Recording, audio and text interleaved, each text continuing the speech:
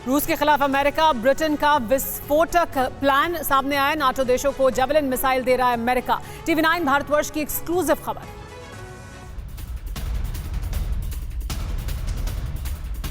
रूस के खिलाफ अमेरिका ब्रिटेन का विस्फोटक प्लान। गुप्त तरीके से नाटो देशों को मिल रही है जेवलिन मिसाइल। पहले चलाने की ट्रेनिंग, फिर जेवलिन मुहैया करा रहा है अमेरिका और ब्रिटेन। यूक्रेन को पहले से जेवलिन दे रहा है अमेरिका। जेवलिन मिसाइल से रूस को मुंहतोड़ जवाब दे रहा है यूक्रेन। लिथुआनिया को $40 मिलियन का जेवलिन दे रहा था अमेरिका। जहां जेवलिन से हो रही है वॉर ड्रिल, वहां पहुंचा TV9 भारतवर्ष। लिथुआनिया के जंगलों में चल रही नाटो की वॉर ड्रिल।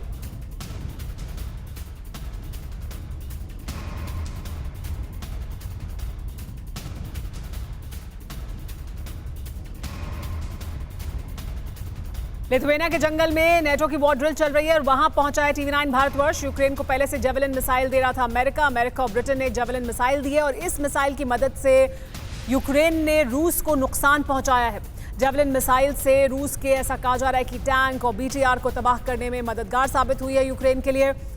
जिस तरह का नुकसान रूस को उठाना पड़ा है यूक्रेन में, उसमें बहुत मददगार है ये जेवलिन मिसाइल। देखिए किस तरह से जहां पर ये एक्सरसाइज चल रही है, जहां पर ट्रेनिंग दी जा रही है, वॉर ड्रिल चल रही है, वहां पर पहुंचा है TV9 भारतवर्ष।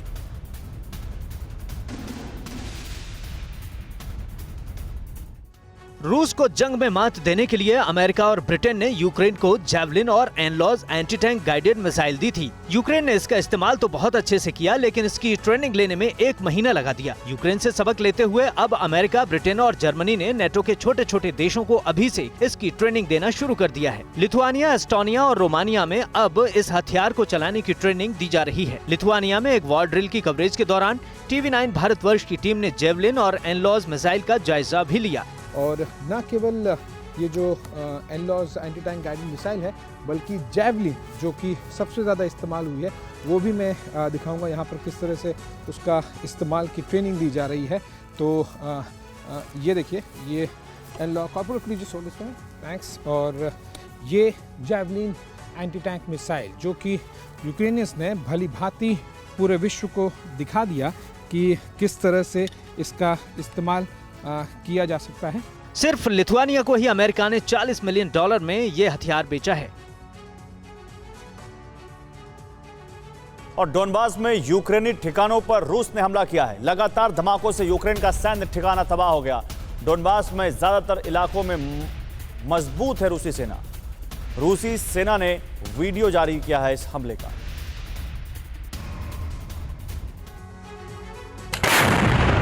डोनबास में रूसी फौज ने जबरदस्त अटैक किया। यूक्रेनी फौज के ठिकानों पर गोलाबारी करके उसे तबाह कर दिया।